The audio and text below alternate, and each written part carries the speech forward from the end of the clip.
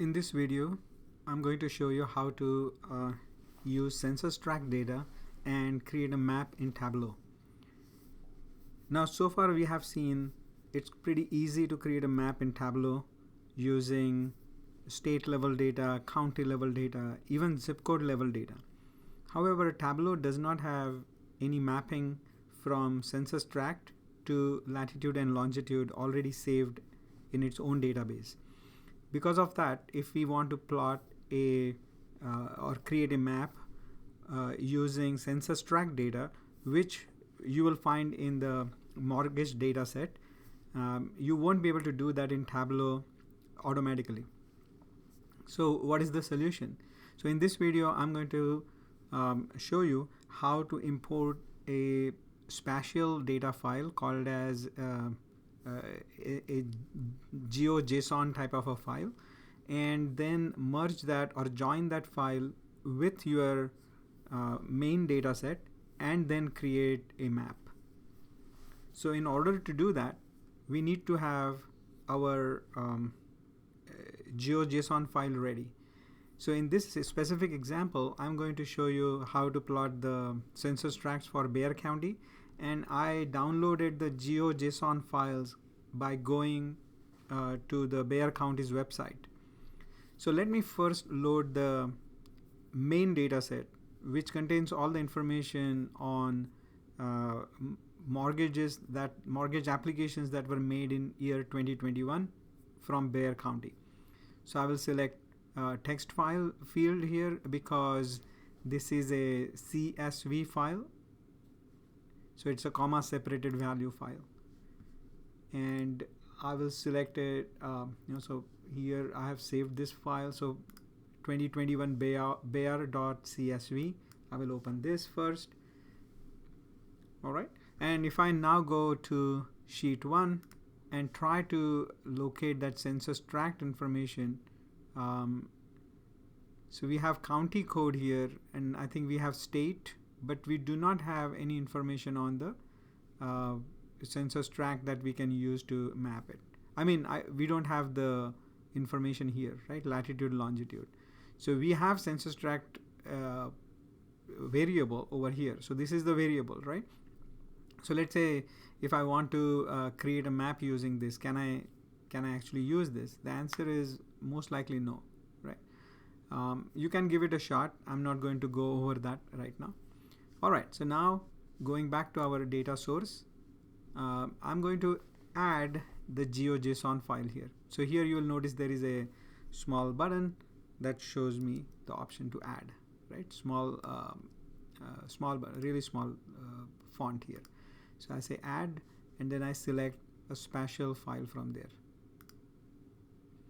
Now here is the file that I'm talking about, Bexar County census tract GeoJSON. This is the file, right? So we are going to read this file, import it, open it. This is added. And when I do this, you will also notice that in these files, it is showing me a couple of GeoJSON files. So once you have this file, all you have to do now is to create a connection. So you can, because this file is showing up over here, I will directly just grab it and put it over here, and that way it will start making the connection. So it is as easy as this.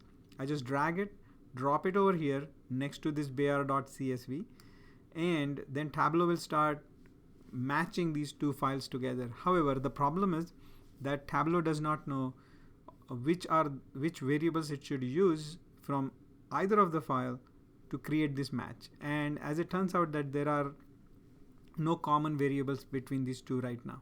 However, we know Bexar.csv has a census tract variable, so I select that census tract, and there you go.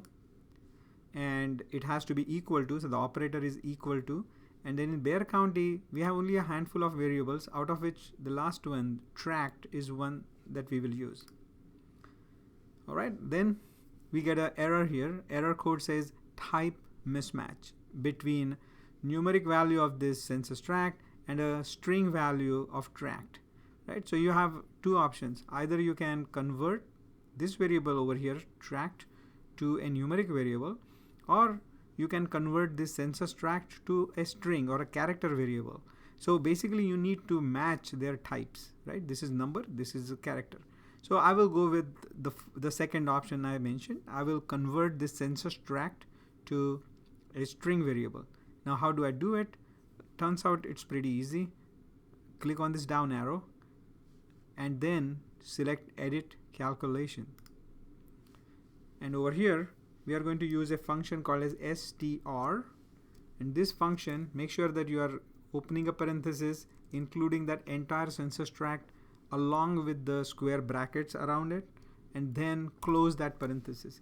So this str function will convert a numeric variable into a character or a string variable. That is where the name str comes from, string variable. Alright, I apply this. When you apply it, you'll notice that our error is no more there, right? So if you're satisfied, click OK and get out of it. Okay, now Tableau has created these mappings, so Tableau has now the latitude and longitude required to create the census tract, a map with a census tract. Alright, so now we get back to our original data set here, and then if I scroll down, I now see this Bexar County showing up over here, right? Bexar County census tract. But the variable of interest for us is this new variable that was not there previously, geometry. This is the variable Tableau has created. Double click on that and there you get the map of Bexar County, but with the outline for the census tracts. But you'll notice that if I hover my mouse over it, I'm not selecting a specific census tract. Instead, I'm selecting entire Bexar County. So you need to basically add that information, that what is this each polygon, right? So I'm going to grab tract and drop it on detail, and there you go. Now if I hover my mouse, it will nicely show me tract, a specific tract. So what's the use of this map now?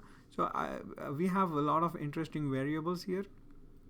So for instance, if I take some of these variables, and by the way, many of these variables are simply categorical variable, but although they will show it, Tableau shows them as numeric, but in reality they are simply categorical. For instance, applicant sex, it is going to be categorical, right? So we cannot convert it into number, but it is stored as a number. Maybe it is 1 is male, 2 is female, whatever, right? So that is why it is assuming that it is a number, but it's actually categorical. Similar comments apply to all these loan amount, maybe loan amount not so much, but loan purpose, loan type, these are categorical. Loan amount probably is not categorical. So if you want to take a look at this loan amount, we can quickly take a look at it by going to a separate sheet. I take loan amount, drop it over here, and well, looks like loan amounts here clearly are numbers, so we can use them. And so all I have to do now is that, let's say that this is the map that I have. I want to show you I want to see in which census tracts people take a lot of loan. So I take this loan amount and drop it on color, and there we have it, right? And what we have over here is the sum, the total of the loan amount that was that was asked at in each of these locations. Now a sum may not be the best variable to use here. We want average probably, so I will select this average, because the sum is not appropriate, because sum might just be high only because there are a lot more people in that specific census tract. I want to know where the prices are higher, so people are asking for a larger loans per head or per household. That is what we have done just now. So in this we see that the average loan amount here is very high. It's 9 million, almost $10 million. So that also sounds too high, right? So averages suffer from something called as like basically extreme value bias. And so if you have extreme values, that might pull up the average. So if I select median, what happens? Wow, the plot changes quite a lot now. This is the median, right? Median loan amount. And recall that this was previously was something like 9 million, 10 million, but that was the average, but the median values are much lower, right? And this is much more representative of reality. So this is a nice plot, and you can change the colors and so on, and to see where you can create more variation here. So right now it is a continuous color. So if I select instead, select this palette and make this into a stepped color palette like this, right, and then apply, then I have only 5 possibilities here, and so then I have a graph like this that creates the contrast better, and you may not need super granular colors, and so that is why this is much better in my opinion. So here we see this tract, the median loan amount is high.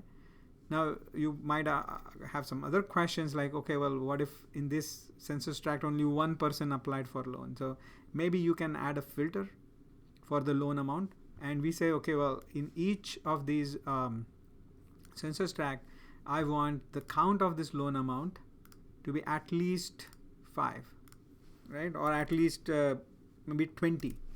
Let's go with 20, and then try. And you'll see that now bunch of the census tracts have nothing in them because there were not many applications there, you see, and so the median there may not be informative, so we have now removed them. So these census tracts are gone.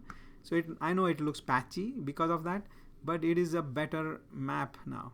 I also noticed that this was Camp Bullis. Previously Camp Bullis, like in Camp Bullis, I don't know how many people are actually applying for loans, right? So it makes sense if this goes away. So now this is a much better map and shows you what's going on in San Antonio. And as one would expect in San Antonio, the south side, the average loan amount looks lower than the north side, right, in general, or median loan amount. So that's it.